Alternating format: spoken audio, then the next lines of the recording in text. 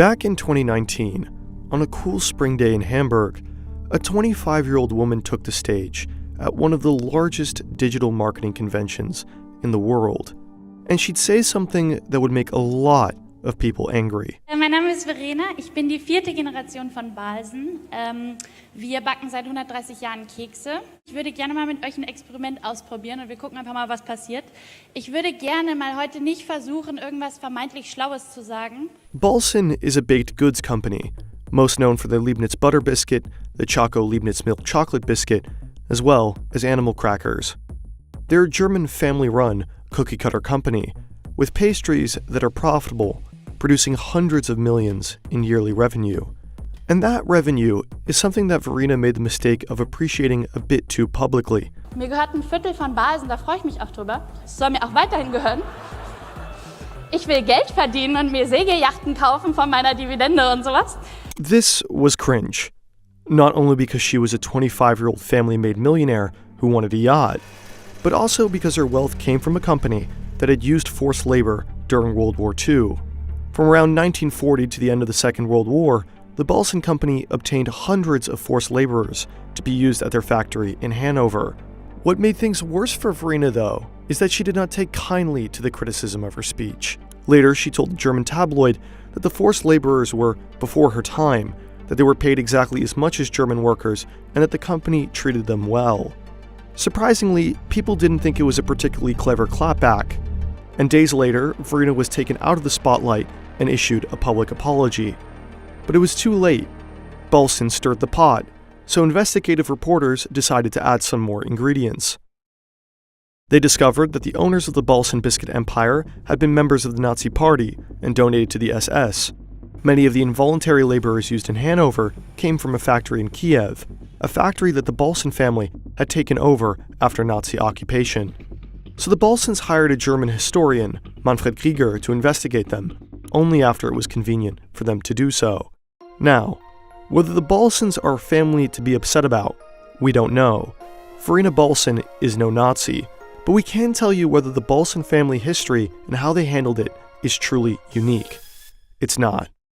The Balsens aren't alone, and they're so far from the worst.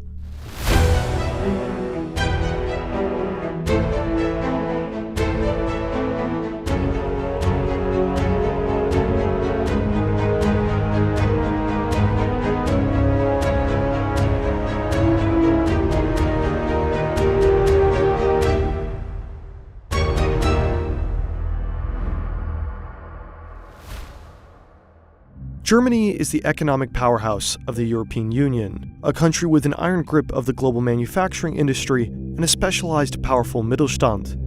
But the strong German economy is built on top of a business tradition that's quite different from other Western countries. Some of its largest and most important enterprises are largely or fully controlled by families. And families have histories. My name is David de Jong, a Middle East correspondent for the Dutch Financial Daily, and I wrote Nazi Billionaires. Nazi Billionaires is the story of 5 of Germany's wealthiest business dynasties, the way they profiteered from the Third Reich, the way they got involved with Hitler's regime, the way they got away with the crimes, and the way the heirs are dealing with these crimes today. This is a video about 3 of these families.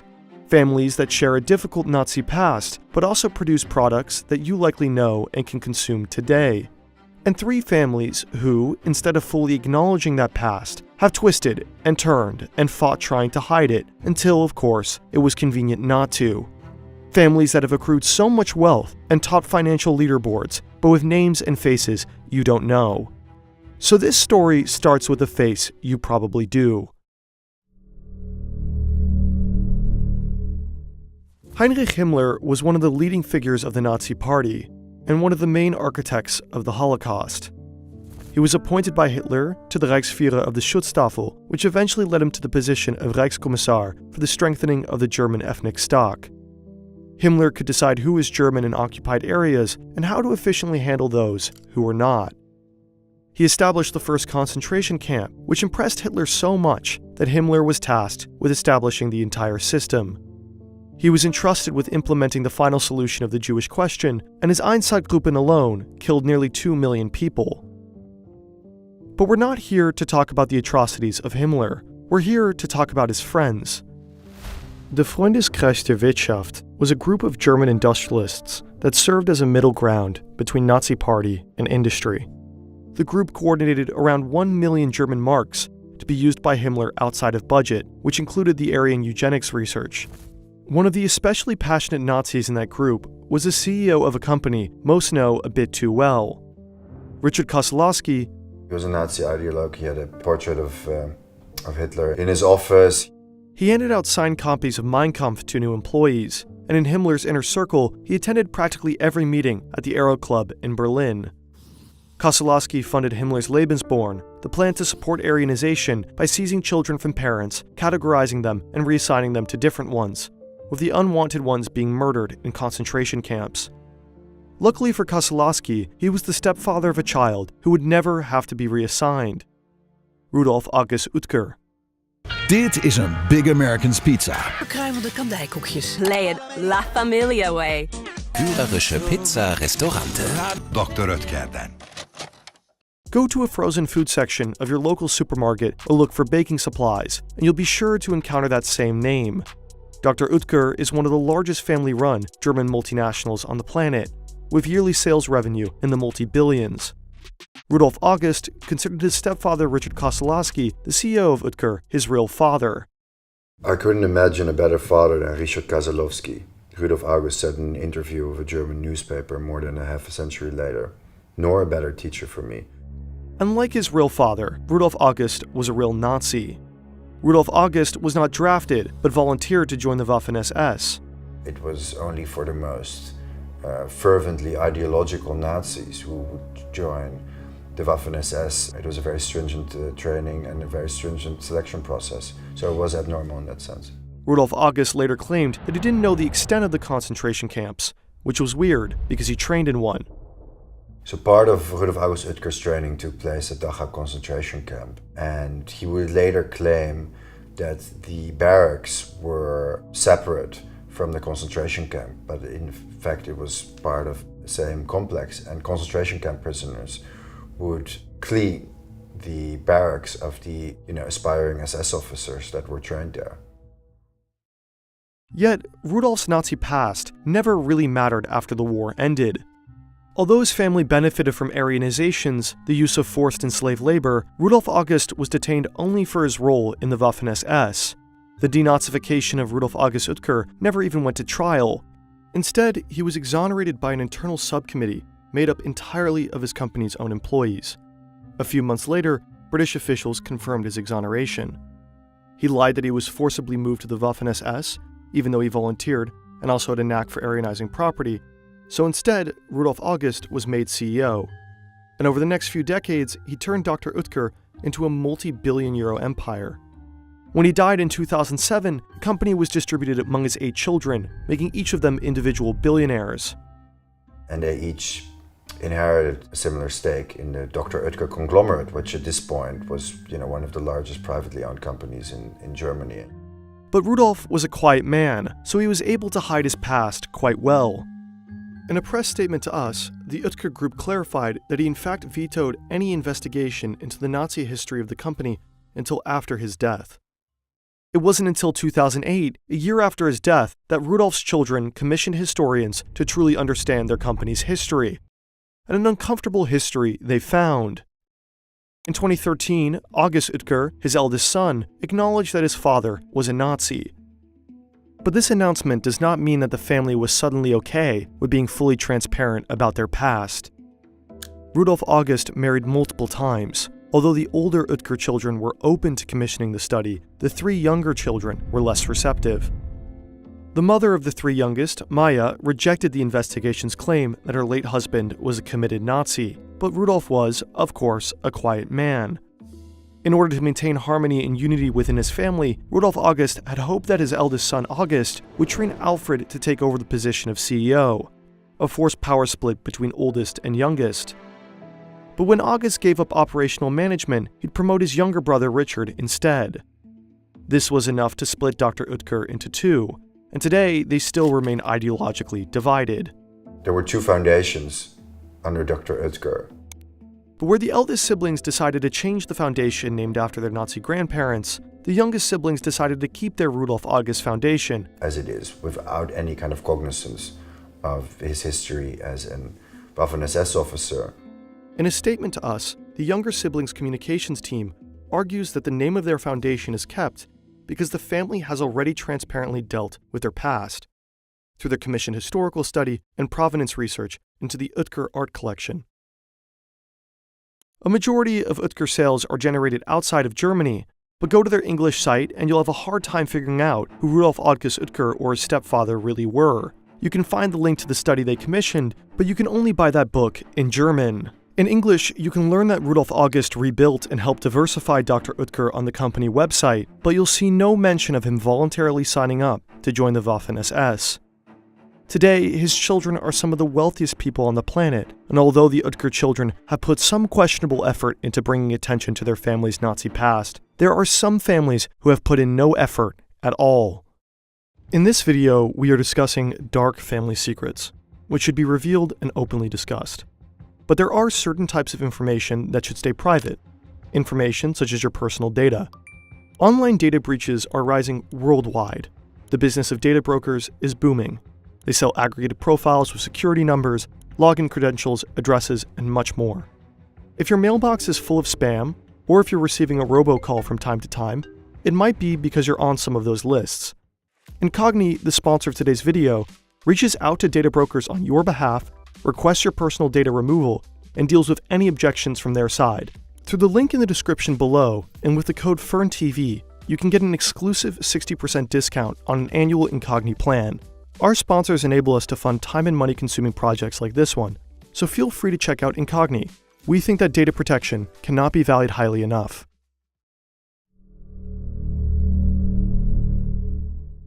In May of 2017, 3 people met at a restaurant outside of Munich.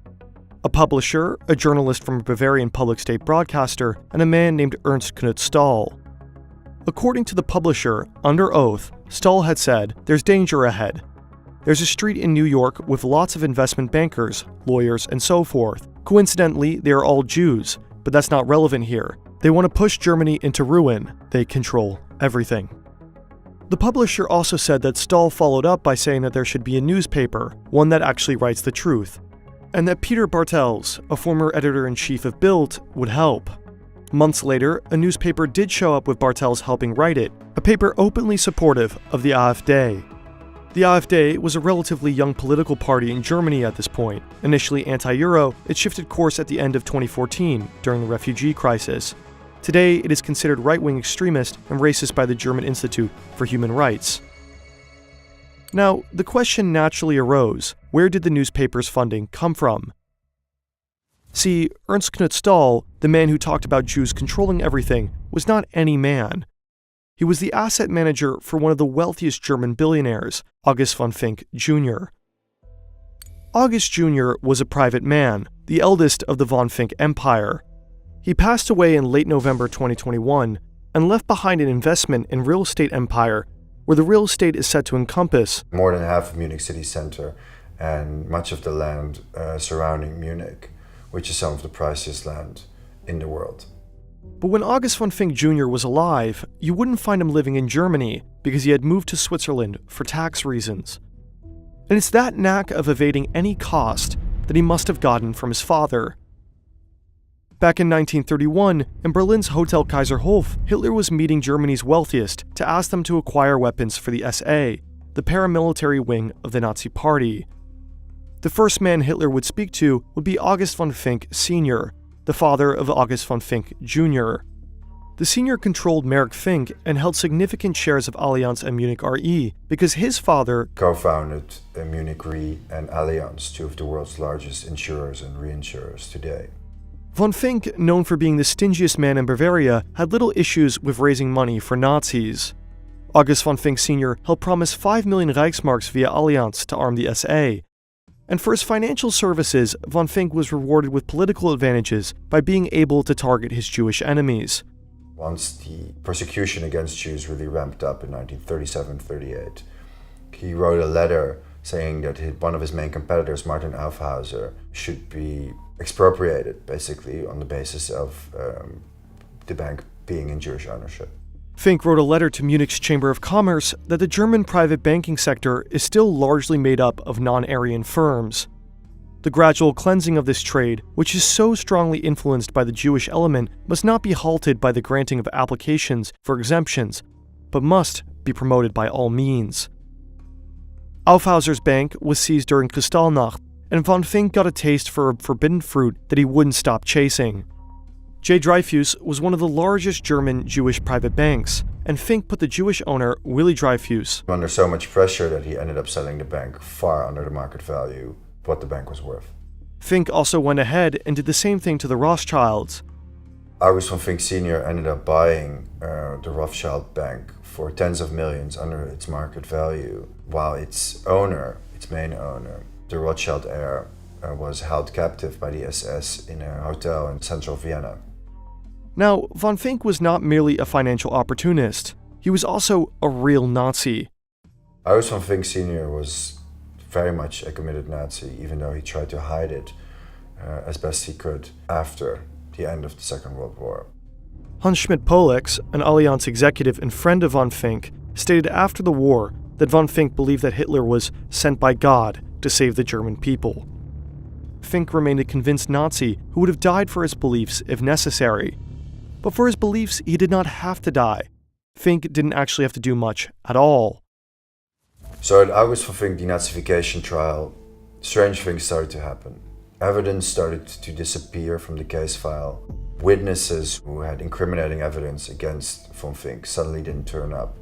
But most importantly, Julius Herf watered down the indictment against von Fink. Long after the trial ended, there was reporting that Herf had been blackmailed by von Fink's accomplices. Herf was homosexual. There were rumors of letters that he had sent to younger men that were used against him as part of the blackmail. And so von Fink escaped justice, although he did have to pay around 2,000 marks towards a general restitution fund, but he appealed it on the basis of a knee injury that he had sustained during World War I, which was actually granted. He never had any kind of criminal penalty against him. He went off scot-free. By 1970, August von Fink Sr. became Germany's second richest man. After his death, his eldest son August Jr. inherited his fortune, and the Jr. sold the Allianz and Merrick Fink shares to Barclays Bank. When August Jr. died in 2021, his wife and their children inherited a fortune estimated around 8 billion euros. However, attempt to find any acknowledgement by that family of their wealth's past, and it seems little can be found. There's no evidence that August von Fink Jr. or his children or his wife have any indication that they want to come clean with regards to the Nazi past of the von Fink dynasty. But the von Fink family may not even be the most wealthy, but silent of the Nazi billionaire dynasties. In September of 2015, the richest woman in Germany and one of the richest people in the entire world spoke at a press conference. Deutschland ist ein Gründerland. Was zur Gründerzeit Männer wie Karl von Linde oder Robert Bosch waren. Suzanne Clausen is one of the heirs of the most successful German business dynasties in history, BMW. But in a press conference where she references Germany's greatest founders, there's a reason that Clausen makes absolutely no reference to her innovative founder father or grandfather. On a February evening in 1933, a few billionaires met at the official residence of the Reichstag-President Hermann Göring. Present were Baron August von Fink, Kurt Schmidt, a few chemical company executives, Gustav Krupp, Friedrich Flick, and a man named Günter Quandt. Only a few weeks earlier, Adolf Hitler had seized power as Chancellor, and he met the businessmen that February night personally to tell them the future of the nation. On March 5, 1933, the people of Germany would vote in Germany's last election. If Hitler were to be elected, the titans of German industry would get a stable business climate, but only if he was elected. That night, the founder of BMW helped write off a check for thousands of Reichsmarks to a man who had just told him that his goal was the end of German democracy. Günter was one of the largest private industry users of forced and slave labor in Nazi Germany, and Günter is special because unlike the other military industrialists like Krupp and Flick, he was never held accountable for his crimes, and crimes he did commit. He became a leader of the armament economy, fueling the Third Reich with munition and batteries.